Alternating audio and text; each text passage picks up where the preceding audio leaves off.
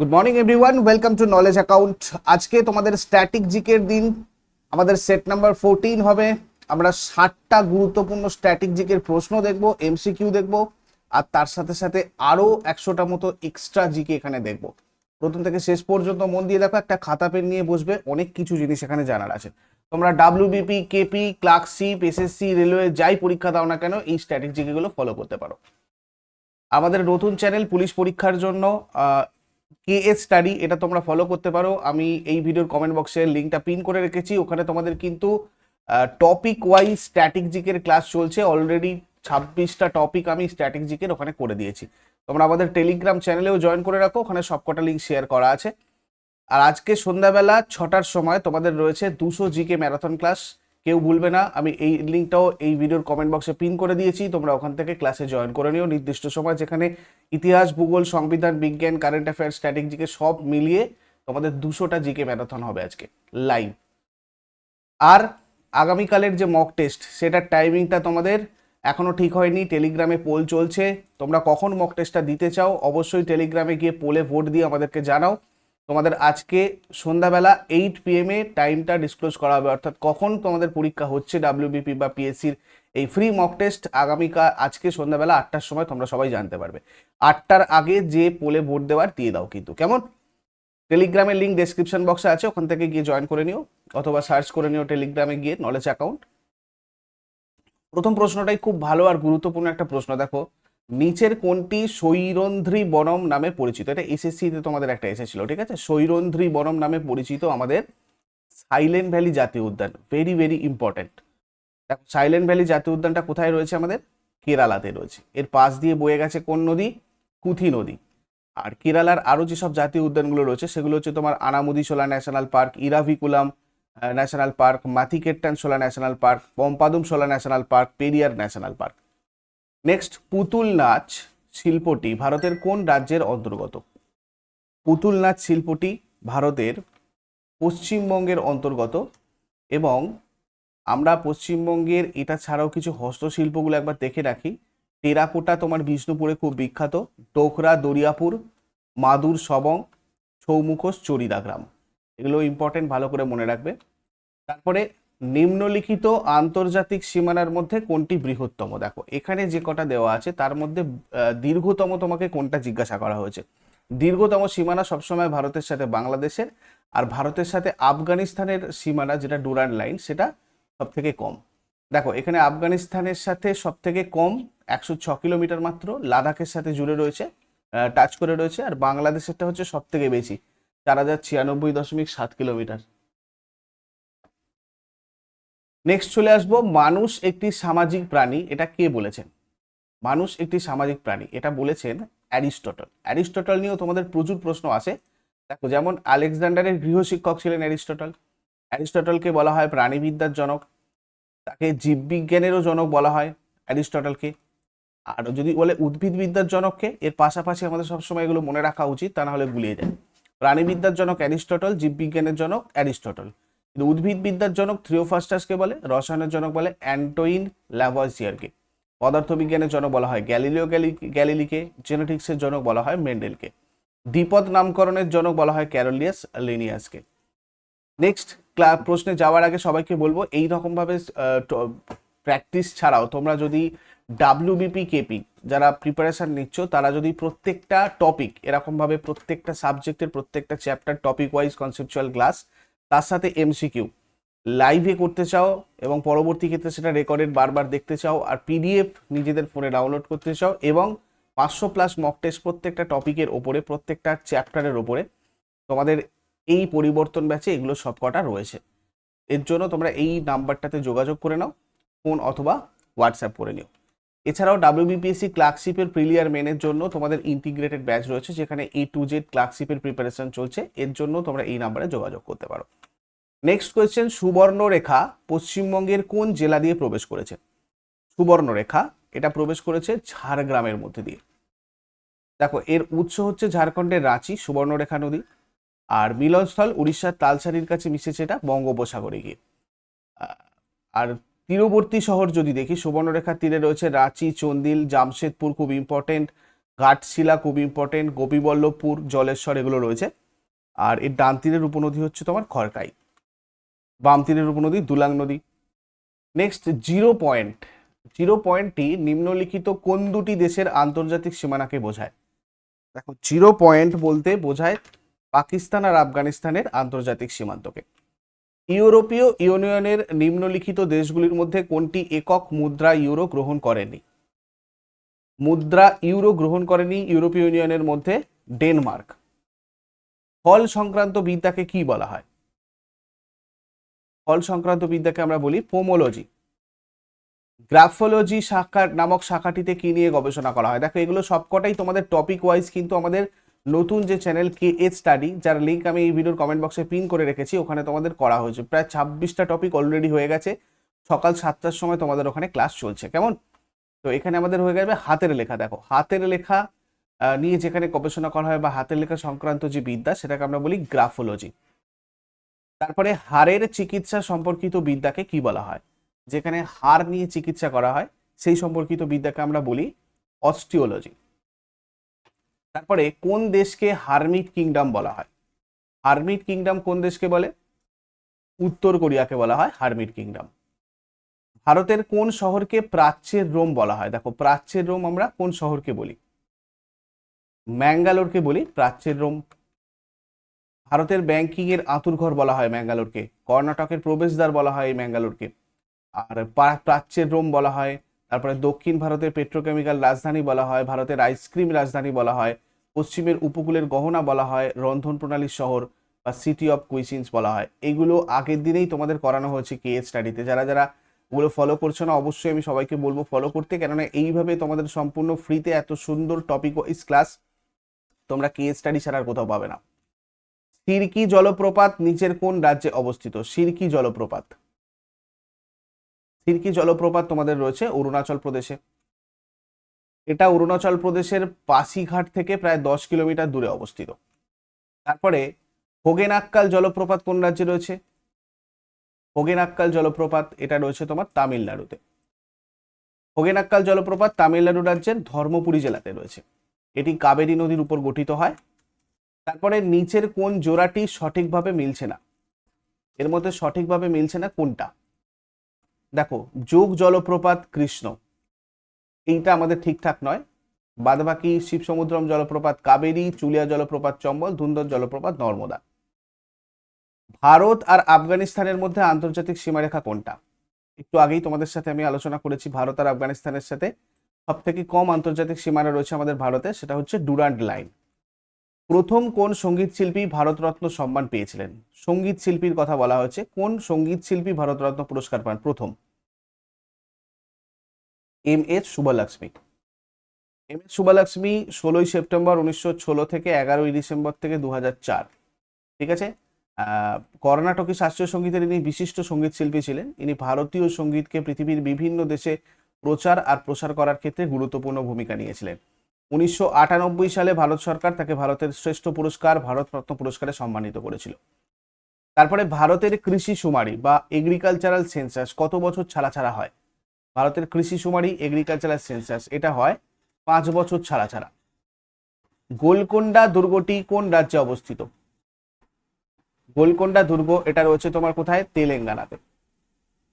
কাকাতিয়া রাজারা এই গোলকোন্ডা দুর্গটা নির্মাণ করেছিলেন, সংস্কার করেছিলেন রানী রুদ্রমা দেবী। আর তেলেঙ্গানার হায়দ্রাবাদে রয়েছে এই গোলকোন্ডা দুর্গ। নামকরণ করা হয় শেপার্ড সিলের নাম অনুসারে। আর কুতুবশাহী রাজবংশের রাজধানী ছিল এটা। এই অঞ্চল থেকে বিখ্যাত কোহিনূর হিরে পাওয়া গিয়েছিল। তারপরে রিজার্ভ ব্যাংক অফ ইন্ডিয়ার সদর দপ্তর কোথায় রয়েছে? রিজার্ভ ব্যাংক অফ ইন্ডিয়ার সদর দপ্তর আমাদের রয়েছে কোথায়? মুম্বাইয়ে। ভারতের কেন্দ্রীয় ব্যাংক হচ্ছে এই ভারতীয় রিজার্ভ ব্যাংক অফ ইন্ডিয়া। আগের দিনেই তোমাদের WBPর যে পরিবর্তন ব্যাচ, সেখানে এই ক্লাসটা করানো হয়েছে, ব্যাংকিং রিলেটেড যাবতীয় জিনিস। RBI কে বলা হয় ব্যাংকার্স ব্যাংক। RBI স্থাপিত হয়েছিল হিল্টন ইয়াং কমিশনের সুপারিশে। 1926 সালে এই কমিশন রিপোর্ট জমা দিলে RBI প্রতিষ্ঠিত হয়েছিল 1935-এ। ডাক্তার BR আম্বেদকর তার the problem of the rupee, it's origin and it's solution এই বইটাতে RBI এর ধারণা দিয়েছিলেন। 1934 সালে ভারতীয় রিজার্ভ ব্যাংক আইন অনুযায়ী 1935 সালের 1 এপ্রিল আরবিআই প্রতিষ্ঠিত হয়েছিল। এছাড়া আরো আরবিআই নিয়ে অনেক কিছু ইম্পর্টেন্ট জিনিস জানার রয়েছে তোমাদের। এর সদর দপ্তর মুম্বাইয়ে রয়েছে। এটা প্রতিষ্ঠিত হয়েছিল, আবারও বলি, 1935 এর 1 এপ্রিল। প্রচুর আছে পরীক্ষাতে। সদর দপ্তর মুম্বাই। প্রথম গভর্নর ছিলেন অসবর্ন স্মিথ, নন ইন্ডিয়ান অর্থাৎ বিদেশি, আমাদের ভারতীয় নন, অভারতীয় যদি আমরা গভর্নর দেখি, প্রথম ছিলেন অসবর্ন স্মিথ। আর প্রথম ভারতীয় গভর্নর ছিলেন সিডি দেশমুখ। প্রথম মহিলা ডেপুটি গভর্নর ছিলেন কে জে উদেশি। সবচেয়ে বেশি দিনের জন্য গভর্নর ছিলেন বেনেগাল রামা রায়। সবচেয়ে কম দিনের জন্য গভর্নর ছিলেন অমিতাভ ঘোষ, মাত্র 20 দিন। বর্তমান গভর্নর রয়েছেন শক্তিকান্ত দাস, 25তম। একমাত্র ভারতীয় প্রধানমন্ত্রী যিনি আরবিআই এর গভর্নর ছিলেন মনমোহন সিং। আরবিআই এর জাতীয়করণ হয়েছিল 1949 সালের 1 জানুয়ারি। তারপরে কোন দেশের প্রথম পরমাণু চুল্লি বারাকা নিউক্লিয়ার পাওয়ার প্ল্যান্ট? প্রথম পরমাণু চুল্লি বারাকা নিউক্লিয়ার পাওয়ার প্ল্যান্ট এটা হচ্ছে সংযুক্ত আরব এমিরেটস। সংযুক্ত আরব এমিরেটসের প্রথম পরমাণু চুল্লি হলো Barakah Nuclear Power Plant. Korea Electric Power কর্পোরেশনের সহায়তায় বিদ্যুৎ কেন্দ্রটি নির্মাণ আর পরিচালনা করছে আমিরাত নিউক্লিয়ার এনার্জি কর্পোরেশন। রাজধানী আবুধাবির আল ধাফরাহ এলাকায় এটার অবস্থান। ভুটানের রাজাকে, নেক্সট কোয়েশ্চেন, ভুটানের রাজা আমাদের জিগমে খেসার নামগেল ওয়াংচুক। আগের দিনে তোমাদের WBPSC-র যে ক্লাস, যে ব্যাচ, সেখানে তোমাদের প্রতিবেশী দেশ সংক্রান্ত ক্লাস হয়েছে। যারা যারা ছিলে তারা নিশ্চয়ই এগুলো দেখেছো। শ্রীলঙ্কার উচ্চতম শৃঙ্গ কি? শ্রীলঙ্কার উচ্চতম শৃঙ্গ হচ্ছে পিদুর তালাগালা। মায়ানমারের জাতীয় খেলা কোনটি? মায়ানমারের জাতীয় খেলা চিনলন। বাংলাদেশের জাতীয় খেলা কোনটি? বাংলাদেশের জাতীয় খেলা হাডুডু। কলকাতার শহীদ মিনারের আসল নাম কি ছিল? কলকাতার শহীদ মিনারের আসল নাম ছিল তোমার অক্টারলোনি মেমোরিয়াল। নিচের কোন নদী অন্ধ্রপ্রদেশ, কর্ণাটক আর মহারাষ্ট্রের মধ্যে বিরোধ সৃষ্টি করেছে? কৃষ্ণা। পণ্ডিত যশোরাজ কোন ঘরানার অন্তর্গত সঙ্গীত শিল্পী ছিলেন? এই টপিকটাও তোমাদের কি এজ স্টাডিতে কিন্তু পড়ানো হয়েছে, ঠিক আছে? তো এক্ষেত্রে আমাদের মেবাতি ঘরানা হয়ে যাবে। এছাড়াও মেবাতি ঘরানার অন্তর্গত কিছু সঙ্গীত শিল্পী হচ্ছেন কালা রামনাথ, পণ্ডিত অভয়শঙ্কর, পণ্ডিত অরবিন্দ থাত্তে প্রমুখ। মেওয়াতি ঘরানা হিন্দুস্তানি শাস্ত্রীয় সঙ্গীতের একটা সঙ্গীত শিক্ষানবিশ উপজাতি। পণ্ডিত যশোরাজের সঙ্গীত বংশ হিসাবে পরিচিত। এই ঘরানাটা 19 শতকের শেষের দিকে হোলকার কোর্টে ইন্দোরের ভাই খাগে নাজির খান আর ওয়াহিদ খান দ্বারা প্রতিষ্ঠিত হয়েছিল। তারপরে হীরাবাই নিম্নের কোন ঘরানার অন্তর্গত সঙ্গীত শিল্পী? হীরাবাই কিরানা ঘরানার একজন সঙ্গীত শিল্পী। এছাড়া কিরানা ঘরানার অন্তর্গত কিছু বিখ্যাত সঙ্গীত শিল্পী হচ্ছেন ভীমসেন যোশী, গাঙ্গুভাই হুঙ্গাল, সুরেশ বাবু মানে, হীরাবাই, সুমিত্রা গুহ, বেগম আক্তার। তারপরে দেখো শাস্ত্রীয় গায়িকা প্রয়াত গিরিজা দেবী হিন্দুস্তানি শাস্ত্রীয় সঙ্গীতের কোন শৈলীতে দক্ষ ছিলেন? ইনি ছিলেন ঠুমরি শৈলীতে দক্ষ। এই গিরিজা দেবী একজন শাস্ত্রীয় গায়িকা এবং বেনারস ঘরানার প্রতিনিধিত্ব করেন। ইনি উত্তরপ্রদেশের বারাণসীতে 1929 সালের 8ই মে জন্মগ্রহণ করেন। তাকে ঠুমরির রানী বলা হয়, গিরিজা দেবীকে। ঠুমরির রানী কাকে বলা হয়? খুব ইম্পর্টেন্ট, ভালো করে নোট করে রাখবে। শাস্ত্রীয় সঙ্গীতে অবদানের জন্য তিনি পদ্মশ্রী, পদ্মভূষণ এবং পদ্মবিভূষণ জিতেছেন। তারপরে বিশ্বের প্রথম টেস্ট টিউব ডলফিনের জন্ম হয় কোথায়? প্রথম টেস্ট টিউব ডলফিনের জন্ম হয়েছিল হংকং। লাল বাহাদুর শাস্ত্রী স্টেডিয়াম কোথায় রয়েছে? লাল বাহাদুর শাস্ত্রী স্টেডিয়াম রয়েছে তেলেঙ্গানা, হায়দ্রাবাদের তেলেঙ্গানাতে রয়েছে। আইসবাগ স্টেডিয়াম কোথায় অবস্থিত? আইসবাগ স্টেডিয়ামটা রয়েছে মধ্যপ্রদেশের ভোপালে। সাওয়াই মানসিং স্টেডিয়াম কোথায় রয়েছে? এই টপিকটাও তোমাদের কেস স্টাডিতে অলরেডি করানো হয়েছে। এটা তোমাদের রেলওয়ের জন্য কিন্তু খুবই ইম্পর্টেন্ট একটা টপিক। রাজস্থানের জয়পুর। মধ্যপ্রদেশের ইন্দিরা সাগর বাঁধ কোন নদীর উপর নির্মিত হয়েছে? বাঁধের টপিকও তোমাদের আমি করিয়ে দিয়েছি কেস স্টাডিতে, ঠিক আছে? কেস স্টাডিতে এটাও করানো হয়ে গেছে। নর্মদা নদী। হাসদেও নদীর উপর মিনিমাটা বা হাসদেও বাঁধ কোন রাজ্যে অবস্থিত? এটা রয়েছে তোমার ছত্তিশগড়ে। শ্বেতহস্তির দেশ কোন দেশকে বলে? এটা তোমাদের জাস্ট আগের দিন করিয়েছি। বিভিন্ন দেশের বা বিভিন্ন পৃথিবীর যে দেশগুলো, সেগুলো কোন দেশটাকে বা আমাদের ভারতের বিভিন্ন রাজ্যগুলোকে কি নামে ডাকা হয়, ডাক নাম আর কি, ঠিক আছে? তো শ্বেতহস্তির দেশ আমরা বলি থাইল্যান্ডকে। ব্রাজিলের পরে দক্ষিণ আমেরিকার দ্বিতীয় বৃহত্তম দেশ কোনটা? ব্রাজিলের পরে দক্ষিণ আমেরিকার দ্বিতীয় বৃহত্তম দেশ হচ্ছে তোমার আর্জেন্টিনা। আর্জেন্টিনা দক্ষিণ আমেরিকারই একটা দেশ। বুয়েন্স আয়ার্স হচ্ছে এর বৃহত্তম শহর এবং রাজধানী। এই দেশটা দক্ষিণ আমেরিকার দক্ষিণ অংশের প্রায় পুরোটা জুড়ে রয়েছে। আয়তনের দিক থেকে এটা দক্ষিণ আমেরিকার দ্বিতীয় বৃহত্তম, ব্রাজিলের ঠিক পরেই। আর বিশ্বের অষ্টম বৃহত্তম, ভারতের ঠিক পরেই। ভারত আমাদের সপ্তম বৃহত্তম, 7।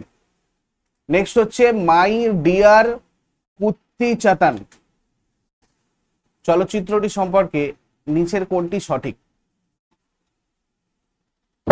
দেখো, এটা ছিল 70 মিলিমিটার প্রথম চলচ্চিত্র ছিল। আচ্ছা, 1 মিনিট, এখানে একটু আমার ভুল হয়েছে। এটা ভারতের প্রথম 3D চলচ্চিত্র ছিল, ঠিক আছে? প্রথম ভারতীয় চলচ্চিত্র যেটা 3D ফরম্যাটে চিত্রায়িত হয়েছিল। মাই ডিয়ার কুত্তিচাতান এটা হচ্ছে 1984 সালের ভারতীয় মালায়ালাম ভাষার ফ্যান্টাসি চলচ্চিত্র, যেটা জিও পুন্নজু পরিচালিত এবং তার পিতা নবোদয় আপাচান নবোদয় স্টুডিওর অধীনে তিনি এটা প্রযোজনা করেছিলেন।